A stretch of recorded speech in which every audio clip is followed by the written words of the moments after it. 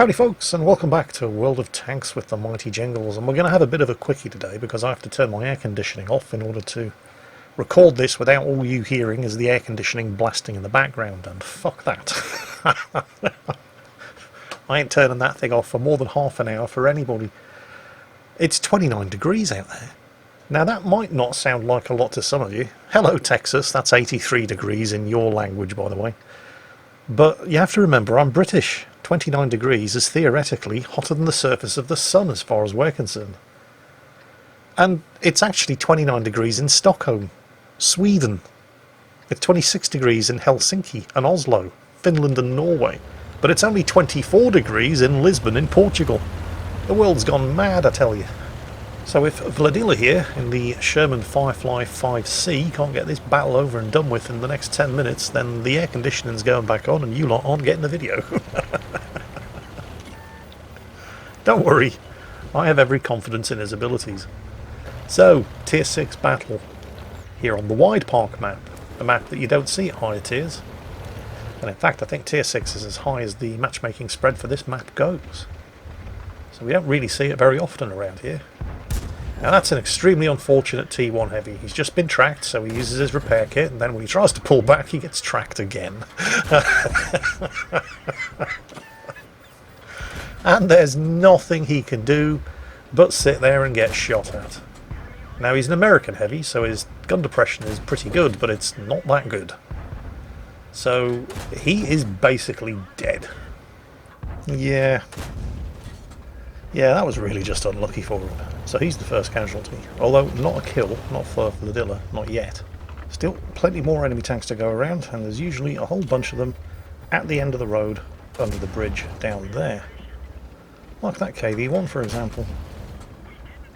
Vladila has some gold ammo, but you don't really need it in a top tier battle as a Sherman Firefly, not with that 17-pounder gun. 171mm of penetration is pretty impressive at tier 6. In order to fit this gun into the turret of the Sherman, you see that box, that bustle at the back of the turret? That's where the commander's radio had to be put, because otherwise, when the gun fired, the recoil would smash the radio. This is a big old gun to be mounted in a Sherman. Oh, that Stug's done. Yeah, cruising the railway line on the top of the embankment over there on this map is a risky move even for a fast-moving light tanker armoured car, and is definitely something you don't really want to be doing in a tank destroyer. Enemy T-34-85M there, taking hits, looks like he wants to get out of here and could be a dangerous opponent if his gun was pointing in this direction. But it isn't. Several other tanks' guns are pointing in this direction, however, including a Cromwell B, who, well, got kind of lucky and unlucky. A couple of his shots got eaten up by the tracks, but one went into the engine and damaged it, forcing Vladila to use his repair kit. He's gotten 2 kills in the process, however, so yeah, it's all good. Wide Park is quite a small map, and even though it's limited to lower tiers, because of its small size, the battles do tend to be quite quick and quite brutal. There's the Cromwell B. Another shot into the tracks. He really hasn't been having a good game, has he? Vladila's immobilised again, repair kit's on cooldown, can't do anything about it, but one doesn't really need to, does he? I mean, he's angled pretty well against the Cromwell's gun. How brave is that Cromwell feeling? He really misjudged the reload of this 17-pounder, didn't he? Thought he was safe. Is he going to come out again? Don't do it, Cromwell. Oh dear. Cromwell did it. Friendly KV-1 looks like he could use a bit of help against another enemy, T-34-85M. Request approved, and yet another kill. Has the KV-1 had his tracks blown off because he's just kind of sitting there in the open on very low health? I'm not sure that's a great idea. Ooh, Tiger 131. Premium Tier 6 German heavy tank, courtesy of a tie-in with the Tank Museum. It is of course a completely historically accurate Tiger, with the 88mm gun that the Tiger actually had, which of course is entirely capable of taking care of things like Shermans, but it takes care of one target, and then another, but not before taking another hit. Don't forget, you can see Tiger 131 this weekend at the virtual Tank Fest, which of course is happening because the real Tank Fest can't. 12 of the 15 enemy tanks knocked out already, and Vladila has been responsible for half of them. There's his top gun. He does, however, need to be very careful now, because he's on low health, and while the Firefly might have an amazing gun, it is still just a Sherman. The enemy AMD and BDR both have guns, that are entirely capable of defeating his armour, although possibly not the BDR if he's got the stock gun. But even the 47mm gun on the AMD is capable of defeating a Sherman's armour. Vladilla down to just 2 surviving teammates, but they are actual tanks, the KV-85 and the T-34-85, whereas the enemy have the numbers advantage, but 2 of their numbers are artillery. And ideally you want to back up your surviving teammates, but there's an awful lot of open ground that Vladilla was going to have to cover to directly join the KV-85 up there, who has managed to kill the BDR, but I'm pretty sure the AMD is going to finish him off. Vladilla does try, and he does blow one of the AMD's wheels off, and if that had been anything other than an armoured car, that might have been enough to give the KV-85 a chance, but, well, it is an armoured car, and for some reason known only to World of Tanks game designers, that thing is capable of moving almost as quickly on 3 wheels as it can on 4. Now where did that little bugger run off to? We know the M44 is in the top corner of the map, and with the T-34-85M closing in from the other side,